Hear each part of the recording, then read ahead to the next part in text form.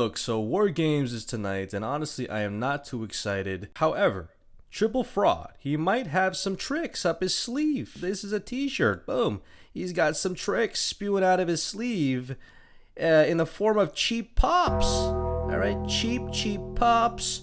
I think this dude is, preparing for something big.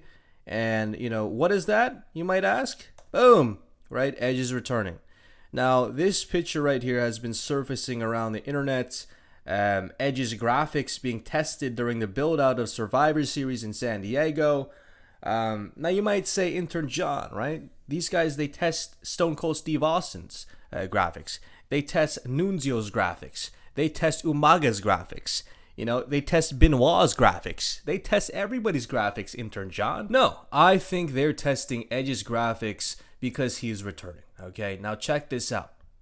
Boom. Right? Edge has been notorious for returning at Survivor Series. Okay, 2007, this guy returned and won, I'm pretty sure, the World Heavyweight Championship or the WWE Championship. This guy won a world title on his return. Okay, with the Thunder Pants, with the beanie. This was like my favorite Edge attire, by the way. All right, Vicky in the back, of course, with her neck broken.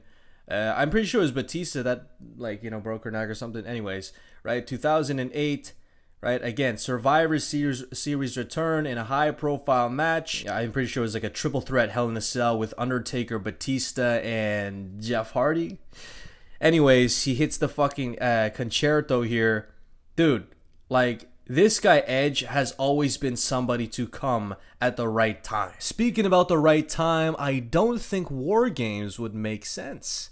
Okay, just for the fact that, Randy could possibly be featured in this match. Okay, he's probably going to maybe turn heel on Cody. Now, another way I can see this happening is Jimmy Uso getting exiled and injured, maybe backstage, right, before the match. And then Cody Rhodes, he calls up a good friend, right? He maybe says that in a promo. He's like, yeah, I'm going to call a good friend, blah, blah, blah. We get this Randy Orton surprise, all right? Whatever. He's going to come out, and I think he's going to, basically play along into Cody's plan, right, being his teammate. And then at the end, as he turns his back, boom, he's going to turn him and then hits him with an RKO or punt or whatever, right? I think this needs to happen. It's been overdue. Everything else is just irrelevant. Jey Uso, right? CM Punk, Roman Reigns. Who really cares about that? Now, we all seen that vague promo from Roman Reigns talking about how the belts would look good on him, all right? What is he referring to? Is it Cody? Is it Punk, right? Who is it going to be? Will he be intertwined within this saga with Cody Rhodes and Randy Orton? I honestly would be down for it because Roman Reigns is a star. I think that he adds to this feud, all right? I don't think he takes away anything from this feud. However, is he needed? No, all right? Anyways, the outcomes that are most likely in Triple Fraud's case, all right? Boom. Heel turn Randy. Again, I just spoke about this. If this doesn't happen, come on, man. Anyways, boom. Team Cody winning, whoop-de-doo, right? We're going to see Team Cody winning unless Randy screws him over. Honestly, I'd be down for that. Anyways, moving on. Let's see what we have here. Boom, right? Bron Breakker turns on Brock. Now, again, I already spoke about this, but the narrative here, right, with Brock Lesnar basically sunning Bron Breakker is something to unpack, okay? Again, he is undermatched in terms of the height and honestly just, the physique and stuff. But I think that he can get over on the premise of, being a better role model. I already spoke about that. If you guys want to go watch that video, I'll put it up right here. So yeah, okay, Bron Breakker needs to turn on Brock. Now, it doesn't have to be a full heel turn. Bron Breakker can almost, signal to us that he does not like Brock, maybe just not helping him in the match. Something like that, something small could work. However, I would love to see Bron Breakker get his fucking revenge in some sort of way, all right? Anyways, boom, okay.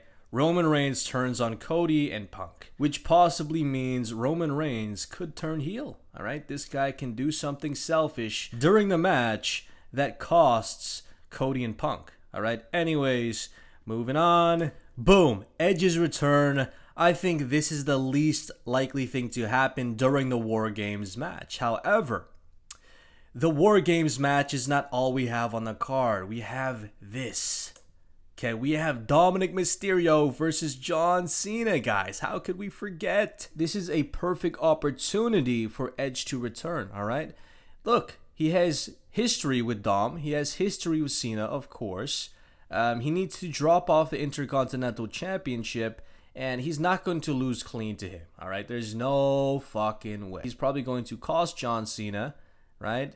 With, maybe some dirty tactic, helping Dom, blah, blah, blah. He's definitely going to help Dom Mysterio, okay? And we're going to get this visual right here with Edge and John Cena. If Edge's graphics are on the fucking Titantron, you can't tell me that this guy is not returning. You can't, all right? Anyways, check this out.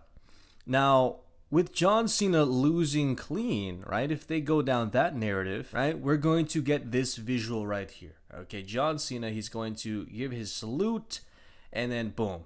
Edge is going to destroy him on the ramp. There's just so many things to unpack with Edge and John Cena. They need to have this storyline play out before he retires. Now, this would be considered a cheap pop, however, I will let it slide just for the sake of, Edge and Cena. He wants to basically, face all of his old foes, okay? And how could you go out retiring without facing Edge, okay? He faced Randy, he faced CM Punk, he has to face Edge. He's got to face Jericho too, but unfortunately, I don't think there's enough time or opportunities for that to happen, all right? Anyways, boom, all right? I think this has to happen, all right? Again, establishing narratives. This is what we need to happen. Cody and Randy, okay? Again, it's overdue. Triple H, pull the fucking trigger now, because honestly, I am not going to wait any longer, dude. All right? I want to see Randy Orton, a bald Randy Orton, just punt Cody Rhodes or punt somebody during the match. Maybe even Jimmy Uso, okay? I want to see an aggro Randy Orton. I don't want to see some happy shit. I want to see an aggro Randy Orton, all right? Anyways, check this out. Again, this is a narrative that needs to be established at Survivor Series, all right? I'm not going to wait. Look, we already know Triple H has this habit of long-term storytelling. Let's bring them through ebb and flows like this. Ebb and flows. Yeah, ebb and flows. Ebb and flows. Ebb and flows until the ratings go all the way down. Oh my god, this guy's obsessed with long-term storytelling, dude. Long. I don't know what's wrong with this guy, but it's not working. Triple H, you need to change it up. Okay, I'm sorry, it's not working, Triple Fraud. You are on Netflix, however, Netflix is not like the main place for cinema. That shit's a lie. All right, cinema does not live anywhere near Netflix. I'm sure there's some good gems there, that pop in and out. But, most of them get fucking taken off, all right? Fractured was a great movie on Netflix. They took that off. Men was a great movie on Netflix, and they took it off. Mother was a great movie on Netflix, and they took it off. They take off all the good shit, all right? And they leave up some trash, Love Island or something, right? Again, they're appealing to those types of people, and WWE is honestly just fitting that standard. Okay, they're not pushing for anything more. If they had a bunch of bangers on Netflix and they had this standard where only bangers can be produced on Netflix, I think Triple Fraud would finally lock in, all right? Because look at him. He's not locked in at all. He's locked in on what? Fucking Rhea Ripley's you know what. Anyways, you guys already know who this is. I think Survivor Series is going to be nothing but cheap pops. The only things that will get me remotely excited is Edge's return, right? Him destroying and ambushing John Cena. And fucking Randy Orton's return, him punting somebody. He's got to punt somebody, come on. Punting Jimmy Uso and basically staring down Cody Rhodes, or just, honestly destroying Cody Rhodes straight up. That would be cool too. Then I would love to see this, okay, Brock Lesnar and Bron Breakker, some sort of conflict between them, whether it's a full heel turn, a spear, right? Maybe a spear that was meant for somebody else, and, he ends up spearing fucking Brock Lesnar, something like that. I just don't want to see this long. Yeah, so let's have Rhea Rhea, yeah, wow. Rhea gets the big pops. Awesome, guys, awesome. Yeah, so what do we do now? Ari, help. Rock, come back. Rock, Rock, help. And he's coming down again, and then he tries to push Cody. Look, fucking the ratings, they spike a little bit because, you know, who really gives a shit about Cody? And then, oh yeah, Brock, help. This is the graph that we're dealing with, all right? Triple Fraud does not care about WWE. He cares about cheap-ass pop. Sometimes it's Brock, right? Sometimes it's Brock. Sometimes it's Rock. Sometimes it's fucking Cody. Sometimes it's Roman. This is what it is, okay? Cody here, right? Blah, blah, blah. Fucking hell. All right, then you have Roman. Wow, Roman. Woo, Roman Reigns. Right? This is all we get, okay? Everything else is trash. Penta and fucking Rey Fenix are here. They get no pops, no interest. The fact that we had Karrion Kross basically having a competitive level of pop from the crowd and him getting cut from the fucking WWE is insane. All right? It's honestly insane, dude. All right? Kross was here, dude.